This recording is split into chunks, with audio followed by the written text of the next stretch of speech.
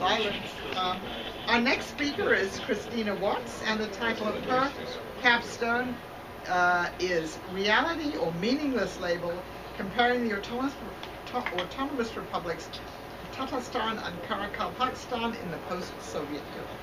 Thank you. So in 1989, the Soviet Union had 15 Union republics, 20 autonomous republics, 10 autonomous okrugs, and 8 autonomous oblasts. The questions that I'm addressing in my capstone are, what does autonomy entail in the post-Soviet era? So many of these autonomous subunits remained autonomous after the collapse of the Soviet Union, but to what extent are they functionally autonomous, and to what extent was it really just a label? And more importantly, why have these republics evolved so differently in the past 20 years? I will argue that functioning autonomies are more likely to exist under a weak federal government and or where they don't pose a threat to the federal structure.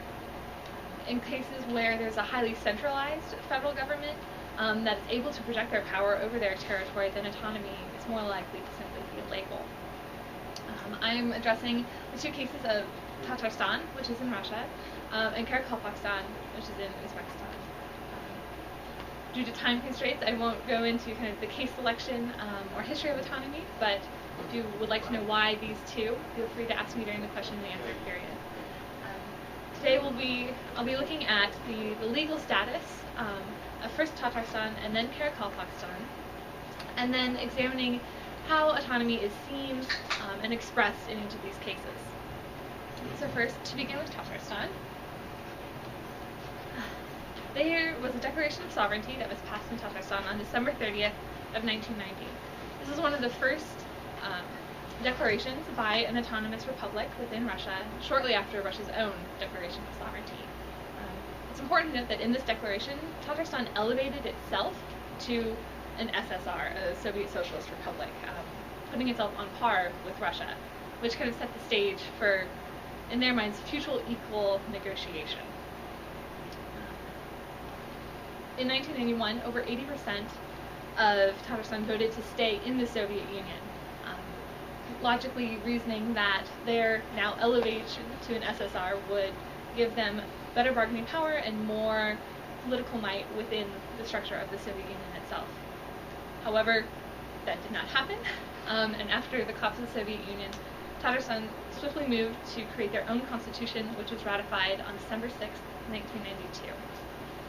Important features of their constitution which separate them from the subsequent Russian constitution of 1993 include the fact that both Tatar and Russian are the official languages, and the president of Tatarstan must be bilingual. Additionally, the earth, mineral wealth, water, timber, and natural resources are claimed to be the property of the whole people of Tatarstan. Additionally, the laws of Tatarstan are supreme over the territory, excluding international law. So they basically declaim that their laws are sovereign, regardless of Russia or the Soviet Union or any other state. And finally, Tatarstan defined their own relationship with Russia using the phrase joined with the Russian, associated with the Russian Federation. And this is important because the Russian Federation had been advocating for the phrase united or joined with. And so they chose a more neutral association.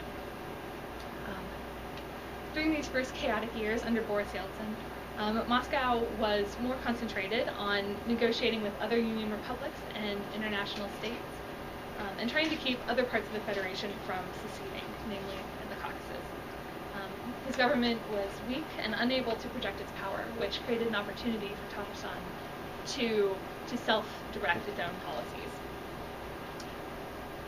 The first bilateral treaty that was negotiated between Tatarstan and Russia was passed on February 15, 1994.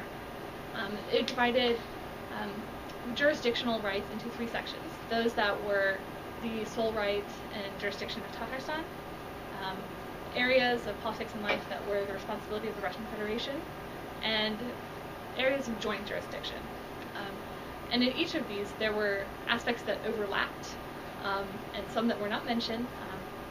So this basically created the potential for loopholes and conflict in the future from the very first treaty.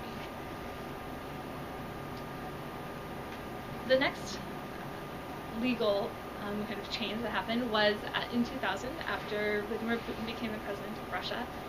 He very quickly initiated a number of changes in the relationship with Tatarstan. Most importantly, he created federal administrative districts under an appointed envoy that combined Tatarstan with some of the regions and republics around it. They did not have as much of a voice at the federal level. Additionally, he changed the republic's representation at the federal level by removing the heads of the regions from the Federation Council and replacing them with just other officials. He also required that over 200 laws in Tatarstan be quote-unquote harmonized with Russian law, either forcing their repeal or amendment to make them consistent with the Russian legal canon. Tatarstan was also forced to change their constitution and adopt a new bilateral treaty in order to continue this harmonization. The clauses that caused the most problems in their constitution were those that claimed Tatarstan's laws were supreme over Russia's, as well as that phrase "joined with." So in the new 2002 constitution of Tatarstan, it was then replaced with "joined with the Russian Federation," and that the Russian Federation laws, when in conflict with Tatarstan laws, the Russian Federation laws supersede them. It's important to note that Tatarstan did not annul its constitution or bilateral treaty. A number of the other autonomous republics within Russia did, and gave up a number of rights that they might not have. By keeping the original documents and simply amending them, Tatarstan was able to reserve additional powers for itself, such as the bilingual official language status and the requirement that the president be bilingual.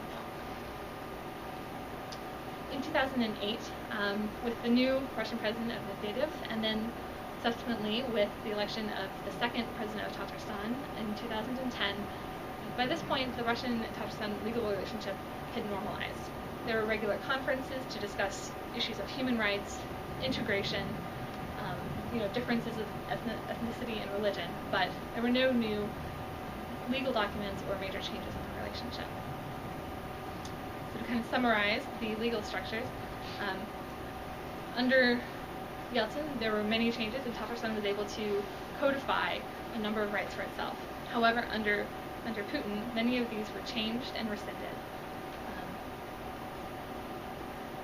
Russia's strong government in the past 10 years has allowed it to increase its strength and decrease the autonomy allotted to Tatarstan. So now if we move to Karakalpakstan. Karakalpakstan, which is in the state of Uzbekistan, was first joined with the Uzbek Republic in 1936 as an autonomous republic. Since the dissolution of the Soviet Union, the strong Uzbek government under President Karimov has not allowed much autonomous action from Karakalpakstan, even though the legal structures exist. Uzbekistan was the first to pass their, of the two, first to pass their own constitution in December of 1992. They specifically named Karakalpakstan in the articles related to territory, citizenship, representation, the judicial structure, and the state budget. They also had 5 articles of the constitution which define the relationship between the Autonomous Republic of Karakalpakstan and Uzbekistan. In these articles, they stated that the laws of Uzbekistan would be binding over the territory of Karakalpakstan, that Karakalpakstan did have the right to secede, but pending the results of a referendum, and that Karakalpakstan was clearly subordinated to the structures of the Uzbek government. In April of 1993, Karakalpakstan passed their post-Soviet constitution, which by 2010 had grown to 120 articles, which covered their right to secession, the ability to make treaties, the ability to maintain their borders, and their autonomous governmental structure. The governmental structure within Karakalpakstan does not mirror that of the Uzbek government. Instead, it is a parliamentary republic, and their legislature, the Jokargi Knes, is the higher and more powerful legislative body, and their chairman is the highest official within Karakalpakstan. And one of his powers, interestingly enough, is with the agreement of President Karimov, he's able to appoint and dismiss the chairman and vice chairman of the Council of Ministers. And now the Council of Ministers is the executive arm of the Karakalpak government. So, therefore, if we could follow that logic, the head of the legislature, who is elected from among the deputies, is able, with input from the president of Uzbekistan, to decide who's the head of the executive branch. Additionally, the Constitution lays out that Karakalpak and Uzbek are official languages, and that any natural resources in Karakalpakstan are to be used and protected by the state, but it does not specify which state exactly they're talking about. So now if we move on to how autonomy is viewed and can be observed in these cases, we will return to Tatarstan. The primary ways which we can see autonomy, the autonomous rights that are outlined in the legal documents, is through the economy and social policy. The first president of Tatarstan, Shemiyev, was a former communist elite who was re-elected as the first president following the end of the Soviet Union. He was able to be elected by a wide majority and stayed in power until 2010.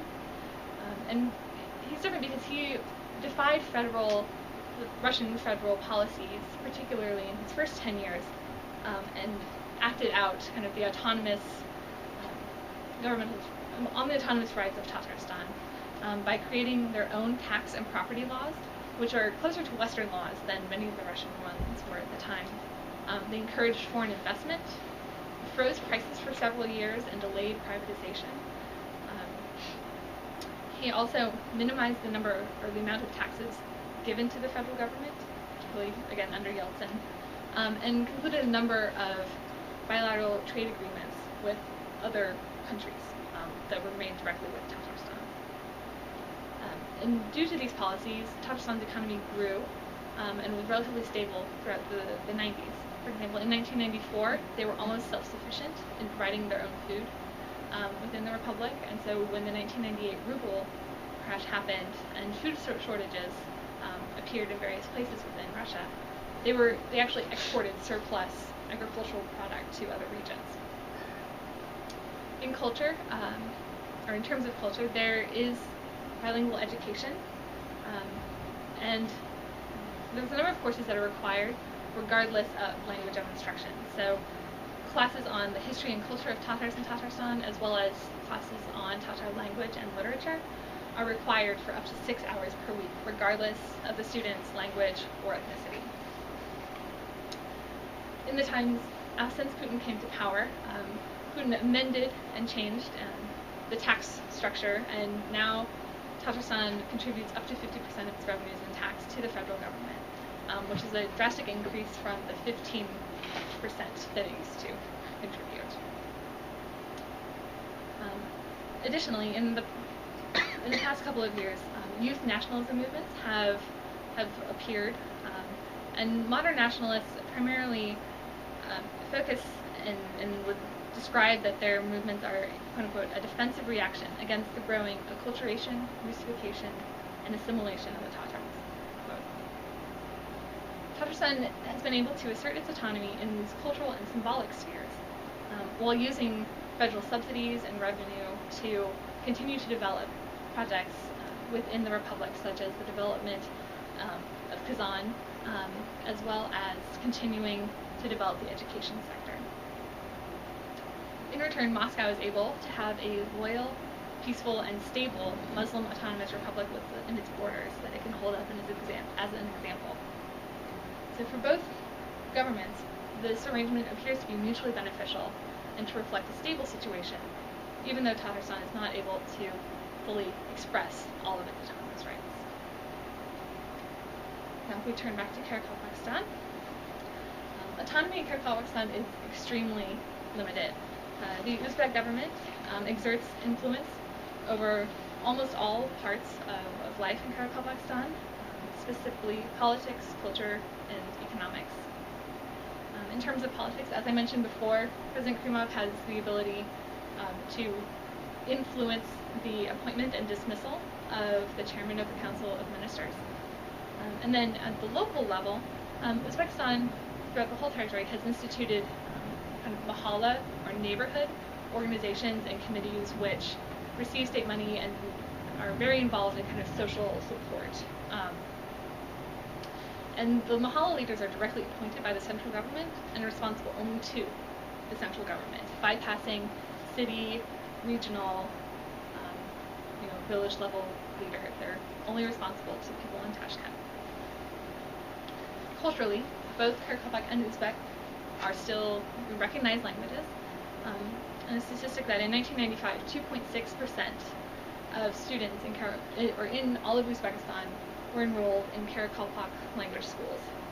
This might seem like a very, very small percentage, but it's actually greater than the number of Karakalpaks in all of Uzbekistan. Admittedly, they're approximately 2.5%, but so there's a very small sliver of percentage of students of other ethnicities that are actually enrolled in Karakalpak language schools, which is pretty impressive for a very small population group. Inside of Karakalpakstan, there are a number of cultural venues, including the State Museum, which is known for its avant-garde art, as well as there are theaters and films, radio stations, newspapers, and publishing houses that are all focused on Karakalpak culture and language. Given the media and language control that is kind of exerted throughout all of Uzbekistan, and the limited resources that the Karakalpak government has, the fact that these exist, I think, is significant and shows that someone or a number of people inside the Karakalpak government care enough to make sure that these expressions of their culture and autonomy are still there after 20 years. Karakalpakstan has also had two different nationalist movements in the past 20 years. The first one was named Halk Mafi, meaning the interests of the people. They were very influential in the late 1980s, early 1990s, and were one of the forces kind of behind the initial constitution and the initial language laws in Karakalpakstan. However, they have been since suppressed and driven underground. Every now and then people will hear about them, but no one's quite sure, do they still exist, how big are they doing anything? In 2008, there was a second group called the Free Karakalpakstan National Revival Party, which again is very divisive, but no one is really sure what they're doing and how they're doing it. Economically, I think there's room for hope in Karakalpakstan. Their economy is not doing well, but there are initiatives to improve it. However, these initiatives are coming from the Uzbek government and not from the Karakalpak government. So Uzbekistan is actually trying to revitalize their economy. Specifically, they're targeting agricultural diversification. Agricultural productivity in Karakalpakstan is very low. Their primary agricultural products are cotton, wheat, and rice, which demand a lot of water, which is semi-ironic because it's primarily desert. And they're at the very end of the Amundarya River, and so there's additional problems of the water does not always reach everywhere, and the maps of the Aral Sea are a little deceptive. They make the Aral Sea appear about 20 years ago. The Aral Sea is much smaller. The rivers don't even reach the sea anymore. And additionally, the water that does reach any part of Karakalpakstan is generally highly laden with chemicals from pesticides, herbicides, and various chemicals from upstream elsewhere in Uzbekistan. Apparently, the Uzbek government is going to try and revitalize and change out these products for other less water-intensive aspects. They're also trying to increase tourism in the region by promoting this at a national level with the National Tourist Company. Hopefully, I think they're trying to increase employment. Currently, employment in Karakalpakstan is only 62%, so almost half, slightly less than half the population is unemployed. And then finally, the Uzbek government is investing in oil and gas. There have always kind of been oil refineries and gas condensate, but with the drying of the Aral Sea, they found reserves under the seabed.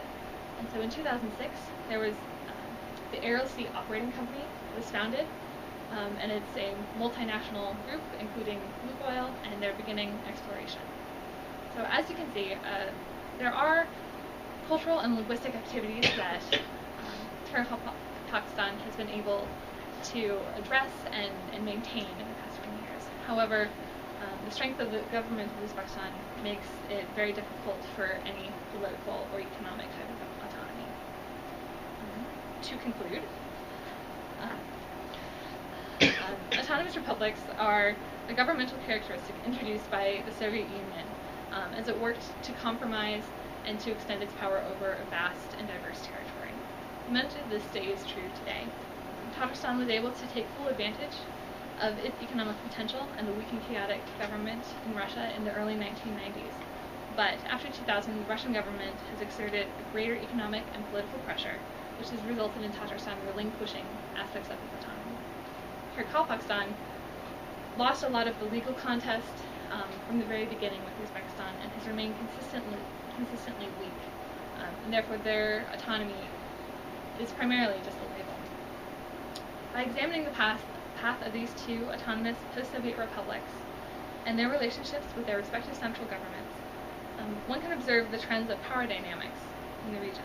As the central governments have strove for unity, stability, and central control, the ability of the autonomous units to express their rights is limited, and I believe will continue to be so under these current regimes. Thank you. Thank you very much. That's an interesting comparison. Questions, comments? Yes. Regarding Karakalpakstan, so if I understand correctly, you're arguing that it's because of the current regime that its autonomy is only, but in terms of the lack of economic resources they have, if the central Uzbek government took less of an interest in maintaining Karakalpakstan almost as if it were just a part of its own country, how well would Karakalpakstan be doing if it were truly an autonomous region in every sense of the word? That is very difficult to answer, but I will try. I think if Karakalpakstan is able in the future to control or have any part of the oil and gas revenue from the exploration and the drilling that's presumed to be starting soon, then I think they would be able to express more of their autonomy. And if for some reason or in some miracle, they were able to negotiate with the Uzbek government for better water management policies, I think that would also revitalize their economy. Their economy in the 1960s and 1970s was primarily based off of fishing.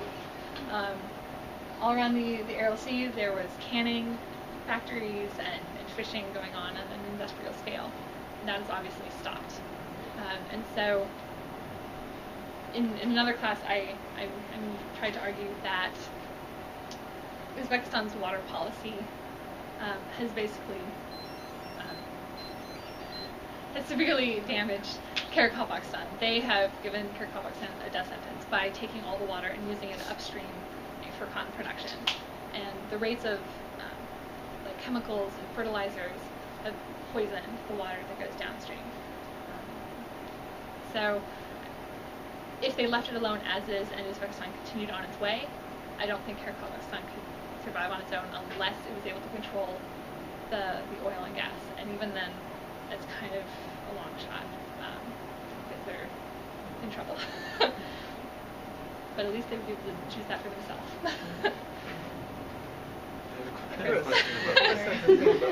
You mentioned that I guess it's enshrined in their Karakalpakstan's constitution that they technically have the right to secede, and through a referendum. And I wondered, does it say? Well, I guess there's a couple questions. Does it say in there whether the referendum would be conducted only within Karakalpakstan, or whether that would include all Uzbek citizens who would engage in this referendum? And I guess I just wondered, like, had anyone ever brought that up within the last 20 years or in the late 80s? Of course, a lot of this. No, that's a great question. The language is ambiguous. Again, they just say in the territory. I interpret this to mean probably just Karakalpakstan, because it is in their own constitution, so I'm assuming they're only trying to dictate what's happening over that amount of territory. However, Karakalpaks are only The highest statistic for ethnic Karakalpaks I've seen is 32.9% within Karakalpakstan. And Uzbeks are 30 to 32.1%, and ethnic Kazakhs are about 26%. So even if all of the ethnic Karakalpaks, lobbied for autonomy or secession, they probably would not pass the referendum. They would have to get a number of other ethnicities on board with this as well.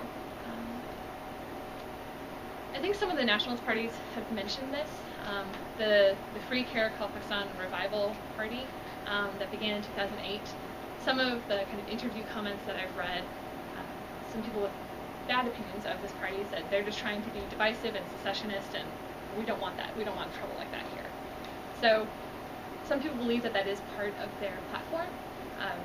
But again, because a lot of this, particularly the 2008 to present kind of nationalist party, a lot of it happens online and is anonymous. So it's hard to tell who the leaders are, who's saying what, and how serious they really are about staying online. Don't forget the 1936 Stalin Constitution gave every constituent Republic of the Soviet Union the right to secede. I have two questions for you. One is, given the fact that the two great historic cities of this region, both Urgench, which goes back to being the capital of Khwarezm, is a place where actually Al-Khwarezm, the man who first recorded Hindu numerals, which we call Arabic numerals, came from. Right? It was there. Otherwise it really goes, the fact that Urgench and then Hiva, which was the capital of the great Khanate, which the Russians overran. Otherwise, that both of these are actually in Uzbekistan proper. Yes. So this place seems to have nothing. Number one, and so you can mention this. And number unlike Kazan. And number two, why would any person, whether he or she is Uzbek, Karakalpak, or Kazakh, as you mentioned, the three main ethnicities there, why would anyone with any brains and ambition want to stay there? Well, maybe I will answer your question kind of roundaboutly. So Karakalpak culture is more of a nomadic culture, and this differentiates it from Uzbek culture, which is kind of historically more sedentary and more agricultural. So in this way, Karakalpaks are more similar to Kazakhs, and indeed some people, might argue that Karakalpaks are not a real group, that they're just a subgroup of the Kazakhs, because so many of the traditions and language aspects are similar. And so they do have a more, nomadic and tribal, if you want to use that word, I know there's a lot of connotations with that, kind of history. Like I said, there also used to be a large fishing industry around the Aral Sea, and so there were fishing communities that had been there for a long time. As to why they want to stay, you could ask that of many desert people, but I love the desert. It's warm. There are oases. When the river was there, there were, you had water. I don't know why particularly. Are there any aquifers underneath there? The reason I ask that question is because from a wonderful, study, which is digging up the Egyptian desert monasteries, which are on the outskirts of the Nile Valley. It turns out, when the question was asked where did they get their water, that there were actually lots of aquifers underneath there. People could drill down and get water from wells in the so-called, in the desert area, not a couple hundred miles from the Nile. So I wonder whether there are actually any aquifer possibilities there. I'm actually not sure. I don't know that much about the geology. I know that in the past 50 or 60 years, as kind of the Amudarya has been changing, once it started not reaching the sea as much, it has started to create swamp lands and like little depressions and drainage lakes all over kind of the delta. So it leads me to believe that there is a water table of some sort underneath, but I don't know how deep it is or what impact that it's going to have. I don't know that much about water. Last question from Professor Smith. Okay. Yeah.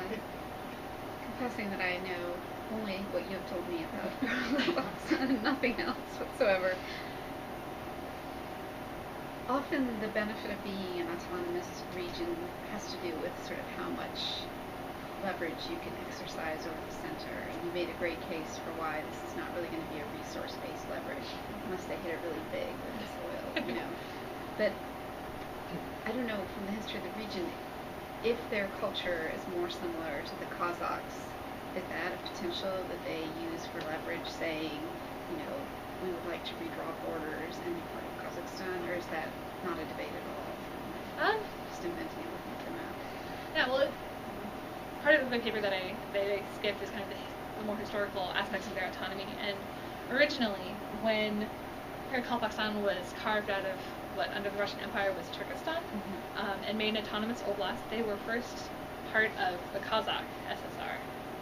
And then they got moved as autonomous oblast into the Russian SSR, and then upgraded to an autonomous republic, and then moved into the Uzbek SSR. So they've kind of been redrawing borders all throughout the 20s and 30s. So they could be like the Nagorno-Karabakh of the region. Yeah, I don't know how much that they would really lobby to change the borders, because that would also change the borders of Uzbekistan. So they're not flirting with the Kazakhs. Not politically, but they're a lot of the migration that happens, and there is, you know, a large number, 200 to 400,000. I've seen statistics of people emigrating from Karakalpakstan because of the lack of economic opportunities. That's David's question. They're going to Kazakhstan. A lot of them go to Kazakhstan. They go north. Great. Thank you very much.